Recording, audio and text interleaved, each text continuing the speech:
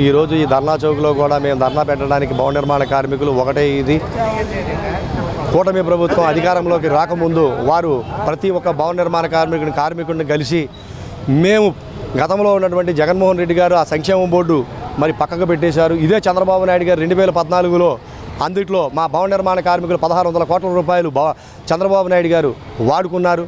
చంద్రబాబు నాయుడు గారు మన జగన్మోహన్ రెడ్డి గారు వాడుకొని జగన్మోహన్ రెడ్డి గారు ఏం చేశారంటే కూడా సంక్షేమ బోర్డు కూడా పక్కన పెట్టేశారు.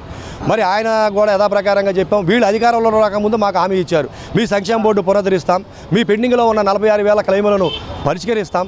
అలాగే కూడా మన డిప్యూటీ సీఎం పవన్ కళ్యాణ్ గారు కూడా ఆయన ప్రగట్భాలు పలికారు. ఏం ప్రగట్భాలు పలికారయ్యా అని చెప్పానంటే సంక్షేమ బోర్డు పునరుద్ధరించిన వెంటనే కూడా 1 కోటి రూపాయలు అని చెప్పని చేస్తానని చెప్పని అన్నాం.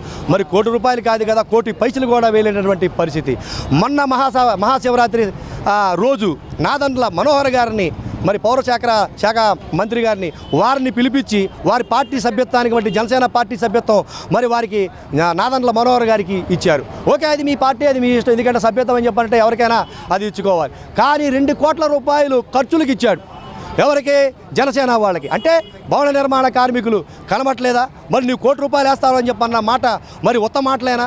మరి ఎప్పటికైనా పవన్ కళ్యాణ్ గారు స్పందించాలి. అదేవిధంగా కూడా మరి పవన్ కళ్యాణ్ గారు మరి ఆయన ప్రతిపక్షంలో కూడా అప్పుడు లేరు. మరి ప్రతిపక్షంలో లేకపోయినా సరే కూడా మరి అప్పట్లో ఉన్నటువంటి అధికారం కానీ ఎవరి మీదనా వాళ్ళు పూనకం వచ్చిన వాళ్ళలాగా ఊగిపోయేవాడు. మరి ఇప్పుడు పూనకం ఎందుకు రావట్లేదు నీకు? కార్మికుల పక్షాన్ని ఎందుకు అడగట్లేదు నువ్వు? మరి ఇప్పుడు పూనకం నీకు వదిలించుకోవడానికి మరి నరేంద్ర మోడీ గారు సాంబ్రాణి పోగా వేశారా, లేదా చంద్రబాబు నాయుడు గారు ఏమైనా సాంబ్రాణి పోగా వేశారా అని చెప్పనని మేము కార్మికులు అడుగుతున్నాం. మరి మీరు ఏమైనా సరే కూడా బిచ్చగాళ్ళం కావు మేము.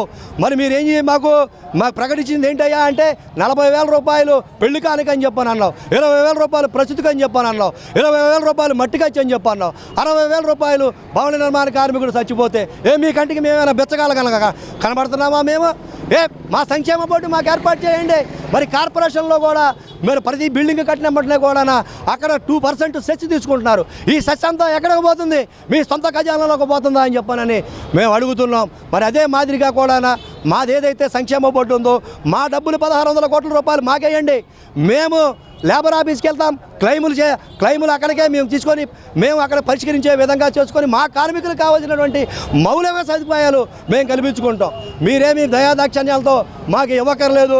ఎప్పటికైనా పవన్ కళ్యాణ్ గారికి పూనకం తగ్గి కార్మికుల కోసం పనిచేస్తే సరే, లేదా రేపు భవిష్యత్తులో కూడా కార్పొరేషన్ జరుగుతుంది, మా కార్మికులంతా కూడా మీకు తగిన బుద్ధి చెప్తారని చెప్పానని హెచ్చరిస్తున్నాం మేము.